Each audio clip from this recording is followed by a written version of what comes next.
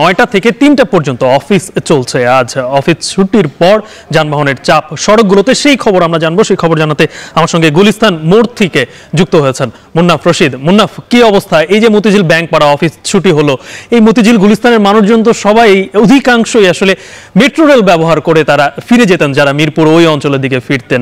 এই যে বাড়তি চাপ সড়কে, সেটার কি প্রভাব দেখছেন সার্বিকভাবে?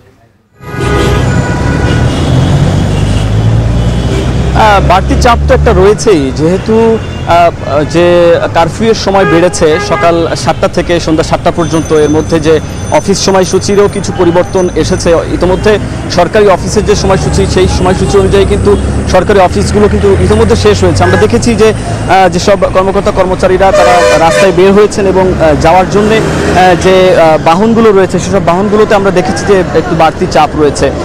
এর বাইরে যেসব সাধারণ মানুষ রয়েছে, তারা যে তাদের নিজস্ব কাজে যারা বের হয়েছেন, তাদেরও একটি চাপ আমরা দেখতে পেয়েছি। আজকে থেকে যেহেতু নতুন সময়সূচিতে কারফিউ শিথিলের সময় নির্ধারণ করা হয়েছে এবং আগামী মঙ্গলবার পর্যন্ত সেই সময়সূচিতেই চলবে, ফলে সাধারণ মানুষের ভিতরে একটা স্বস্তি দেখেছি।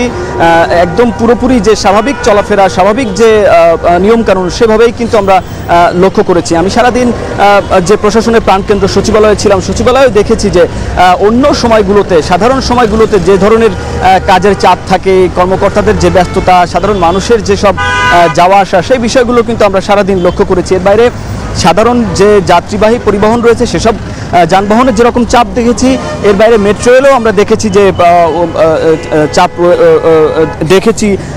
যদিও কিছুটা মানুষের ভিতরে কিছুটা সংখ্যা ছিল বেশ কয়েকদিন আগে, কিন্তু এখন সেই সংখ্যাটা কিন্তু আমরা দেখতে পাইনি। আমি মতিঝিলের অফিস পাড়াও ঘুরেছি, সেসব জায়গায়ও দেখেছি একবারেই সাধারণ মানুষের যেসব স্বাভাবিক চলাফেরা।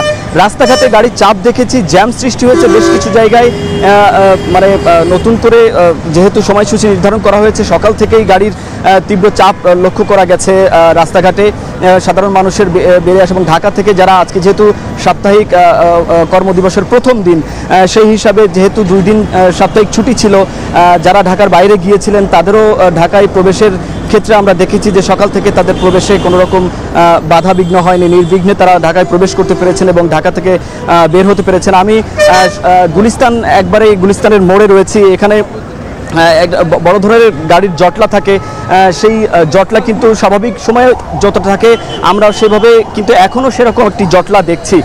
এখান থেকে কিন্তু নারায়ণগঞ্জের দিকে যেসব গাড়িগুলো যায়, সেসব গাড়ির আমরা দেখেছি যে সাধারণ মানুষের যে লম্বা সারি থাকে গাড়িতে ওঠার জন্য, সেই সারিও কিন্তু আমরা এখন দেখেছি যে এখন যেহেতু অফিস আদালত সব শেষ হয়েছে, সেসব গাড়িতেও আমরা বেশ দীর্ঘ লাইন দেখতে পেয়েছি। সব কিছু মিলিয়ে বলা যায় যে জনসাধারণের যে স্বাভাবিক চলাফেরা, স্বাভাবিক জীবনযাত্রা, সে বিষয়গুলো কিন্তু ফিরে এসেছে এবং সাধারণ মানুষও কিন্তু এভাবেই চলাফেরা করতে চান এবং সামনের দিনগুলোতে স্বাভাবিক নিয়মেই অফিস আদালত চলবে, সেই প্রত্যাশা তাদের। তো এই ছিল আমার কাছে সবশেষ খবরাখবর।